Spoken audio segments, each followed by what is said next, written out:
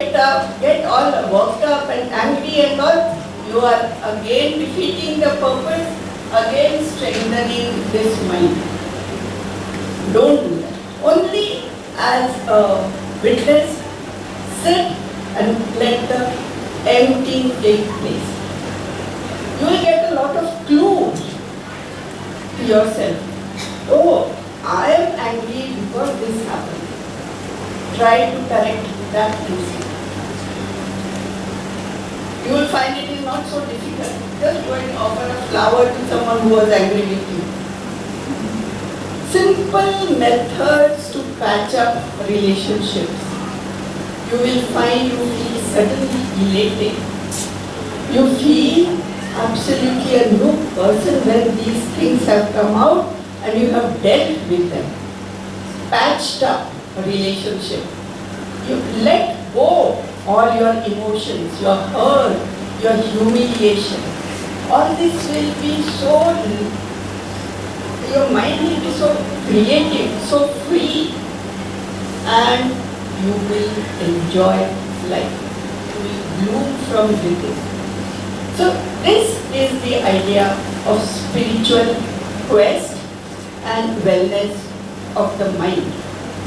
So another simple technique is you can watch your breath. Again, this is a simple technique. You can follow all of these or you can follow only one of them. That matters. The basic idea is focus your mind on something. Don't let it get involved with unnecessary thought, especially the thoughts which disturb you, which make you think wrong, do wrong.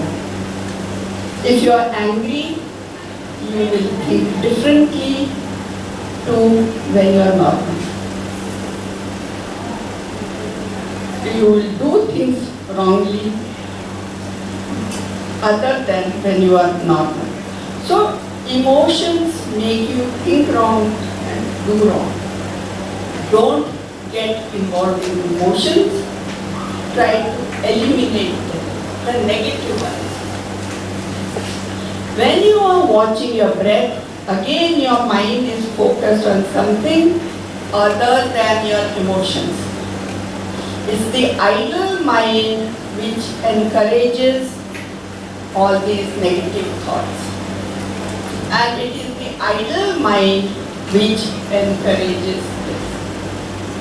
So, these are the simple techniques, and what I have found very effective is having God.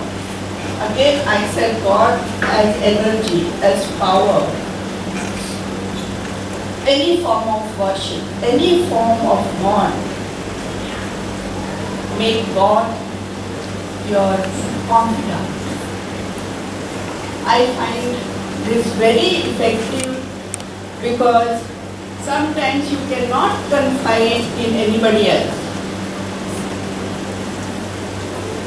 The best person you can confide in, who will give you guidance through instinct, through urges, who will arrange things for you, is a third called God.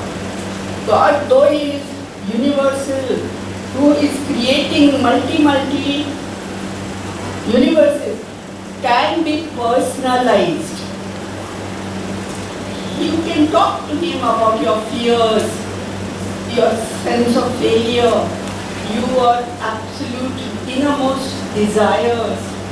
Whatever is reasonable, He will help you. He becomes personal. Confide in Him. God is a very, very big support. Especially when you have fears, when you have some disabilities, when you can't cope up with life, when you can't cope up with studies. Confide and ask for help. And help will come if there is some sort of reasonable demand. If the demand is laced with evil, maybe you will not be helped. But you can ask for courage, you can ask for clarity of thought, clarity of mind, more intelligence, more grasp. If you don't have a job, ask for a job. Maybe you won't get the job you want, but some job will be given. So God is a great support system. Don't underestimate. He can be in any name, he can be in any form. You can give the name, you can give the form. You can pray to the formless, you can sit at home and pray any image. So these are some of the things which I found in my own knowledge that came from within, that God is energy and power. He is within everyone. Everyone is entitled to tap into his dynamism, his anand, and it is not so difficult to approach him, to understand him, and to seek his help. Thank you.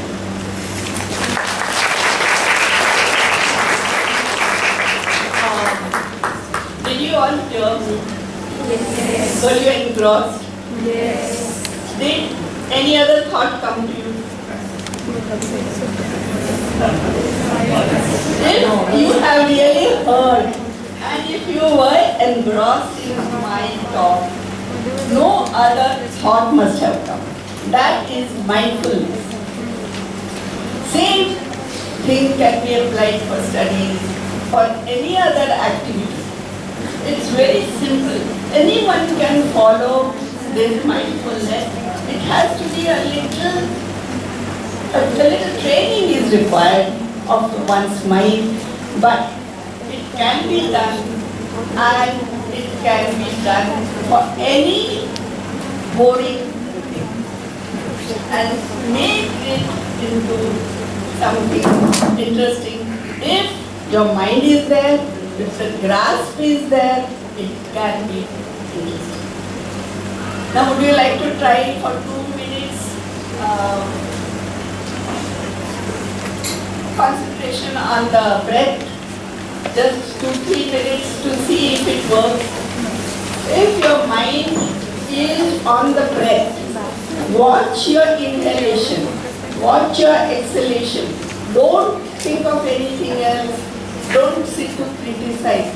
Just get totally immersed in it. For 2 minutes we'll try and we'll see. It is so easy.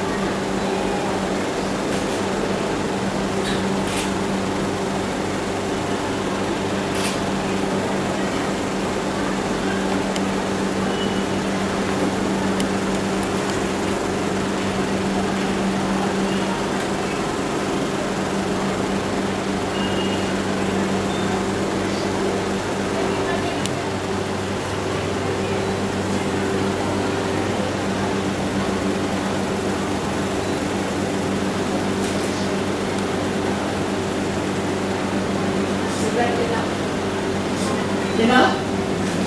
But it will give you some idea that it is very simple to keep these thoughts away and not encourage this middle layer to become strong or thick. It's we who encourage and make it thick, It's we who will be able to make it think and tap into the divine more and more. Thank you. Any questions? Yes. What is the relationship between time and God? I consider time as God. You can consider anything God, because everything is God. God himself becomes time, he himself becomes space, he himself becomes everything. Time can be understood in many, many ways. As a witness to every great happening called the universe. As a witness, he is tathastha, that means unshaking. It is meditation all the time. And he is the basis of consciousness. It is witnessing everything, so he is also called consciousness. So consciousness is called, you can definitely take time. It is called Mahakal, when it is from the beginning and it is going to be till the end. Of course there is no beginning and no end, but it has always been, and it has been the witness that Deepa talks of. It tells us to become the witness of everything. So time you can definitely take us for.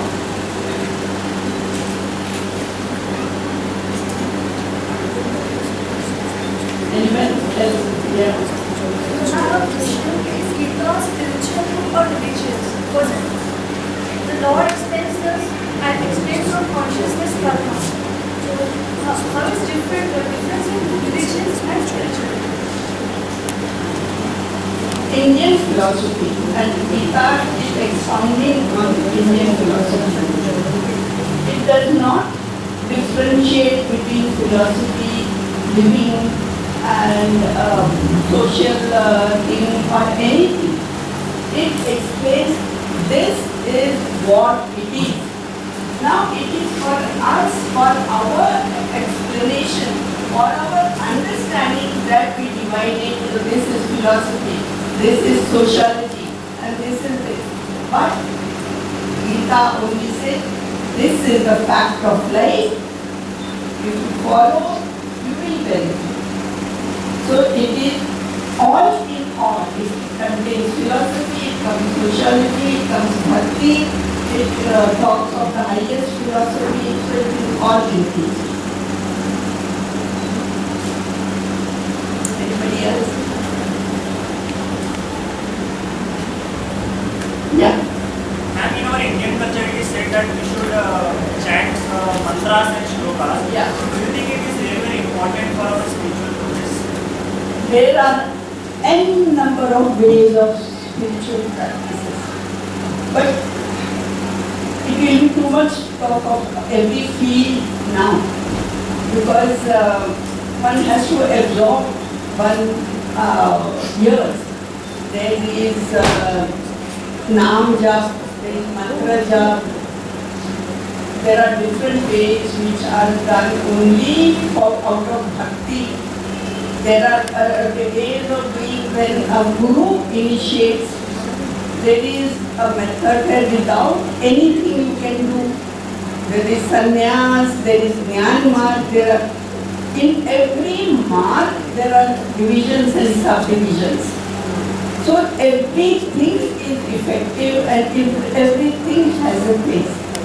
Each one must find out what appeals to one, what is the most benefit to us from within, what gives us the concentration, what appeals to us, where do we feel, okay, this path is more effective for me.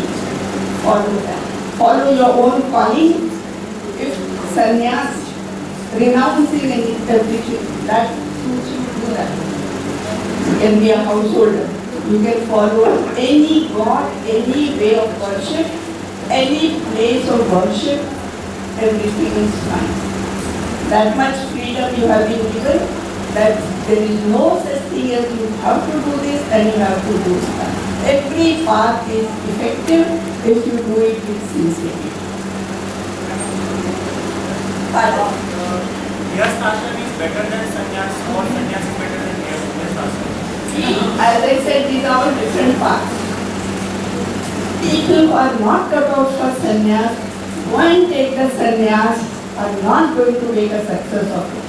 But from within, if you get that calling that you have to renounce everything, then go ahead. Experiment. Everyone has to experiment with the path they want to follow. Don't be ashamed halfway through if you say you think that doesn't suit you. You can always change. Always experiment and find out what is most effective for you. And the very fact that a person is on a spiritual path is important, not whether he is following it all his life or he is experimenting. Don't worry about all that. But there is no such thing, this is better or that is better. All are equally effective, depends on your personality, depends on your sincerity. If I tell you sannyas is better, will you be able to tolerate the Himalayan peaks? No. So, to follow what is your constitution telling you, what is your heart telling you, that is the. Even when people go to the Himalayas, they are doing only one thing, getting rid of this material mind. So many times people have gone there,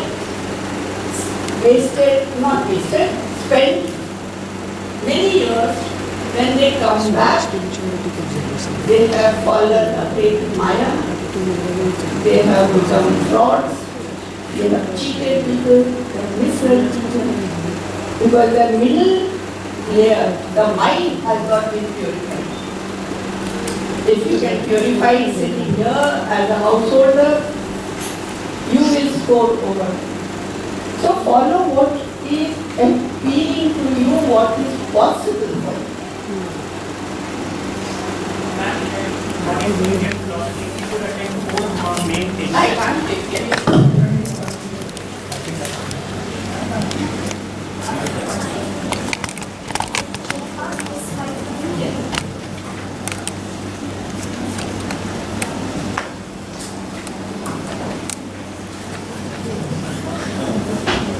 Ma'am, according to Indian philosophy, 4 things are very important for human beings: earth, dharma, kam and moksha. But then sannyasi don't get all 4 things. So don't you think it is better to be in Grihastha ashram and do the meditation and attain God than to be a sannyasi? As I said, what is your capability? What is your possibility to follow a path? That is what one has to undertake. And every path generally needs some guidance. So if someone is guiding you and telling you what to do, what to follow, and it appeals to you, without saying this is better or that. One path may be better for someone, another path will be better for someone else. So there is no hard and fast rule. You can do what you feel, only idea being do something that will take you towards the divine, that will give you wellness of mind, that will give you a spiritual encouragement and development.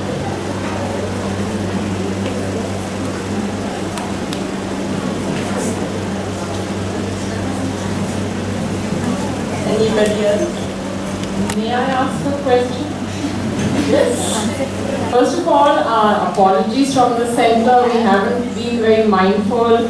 The poems that we had Xerox for the audience started circulating, and really this is exactly the exercise we need. While mindfulness is being discussed, I just had this thought of circulating in its mind lapse.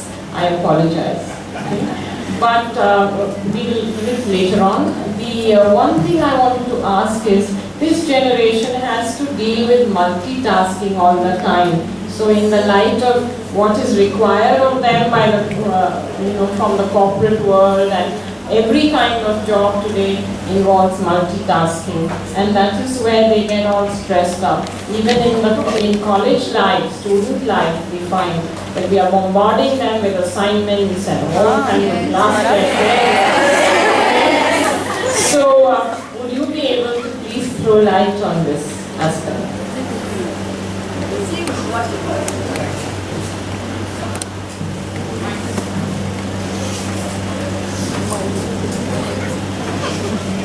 Whatever the problem, whether it is stress, anger, fatigue, mental fatigue,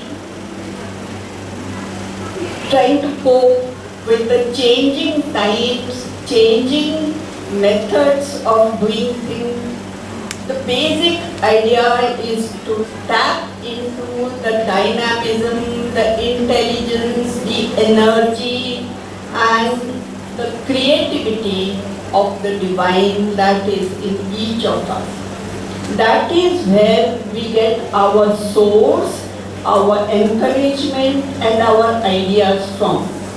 When we remove our middle layer, the mind, we are getting energy from the divine, which is endless. We are getting ideas and intelligence and grasp and all that from the divine. We are getting all creativity from divine. All the brain waves that we get, the certain ideas, unexpected ideas, all that comes how to cope with a particular situation, how to tackle a difficult situation, all that will come with the mind getting clear. The mind only prevents all this coming, and the mind, as it gets thinner and thinner, and the negativity is removed, every possible positive asset of the mind, of the divine, of the entire potential of the individual is already there. If we remove the negativity, the positivity, the love, compassion, anand, the joy of living, the joy of working, the joy of studying, the joy of tackling things, you will see that with every problem become a solution. If you focus on the problem, solution will not be seen. If you remove and call it a problem, if you start thinking, the solution will be very prominently obvious. You will focus on the solution. Every type of help will come if your negativity of the mind is not there. And the negativity of the mind is very corroding. It corrodes the mind. The jealousies, the hatred, the unreasonable ambitions, all these things corrode the mind. It constricts it. Remove the negativity, it opens up like a flower and is receptive to all knowledge. All the guidance coming from inside, the mind is receptive to it. It will come like conscience. Or everyone has that voice from inside which tells, do this, don't do this. This is right, this is wrong. But according to our convenience, we ignore it. Don't listen to it. The guidance will come like urge. suddenly feel like doing something. Some creativity will spurt from within. Everything will come from within. If you remove the negativity, because everything is there. It's waiting to be recognized, waiting to be unveiled. It's there. This mind becomes like a veil. You see a bulb. It is on and it is giving you so much of light. If it gets covered with a mud, a thick layer of mud, even though it is on, you will find no light is coming. Clear the mud, again brightness comes. The bulb is like the divine within. It is there, it is radiating light and energy all the time. But we cover it with our mind, like the mud, we cover it. And we stop ourselves the radiation from the divine. We do it ourselves by our negativity. And it's a project you should undertake to see if it is true or not. Don't believe because I am saying it. Try it. Take it as an adventure. Try it for a year. See what happens. Shortlist be very honest with yourself and shortlist your negativities. And see, okay, I have to tackle this. And turn it into positive. And see if it helps you. It makes you more bubbly. It makes you get better grades. It improves your concentration. All these things you have to experiment and see if it is true. You don't have to take anybody's word for it. And you will find yourself that changes are slowly taking place within you. It's like a cloud suddenly coming and covering up the sun. Such an insignificant thing like a cloud. Suddenly there is darkness. Why? Because a cloud has come and stood between the sun and us. As the cloud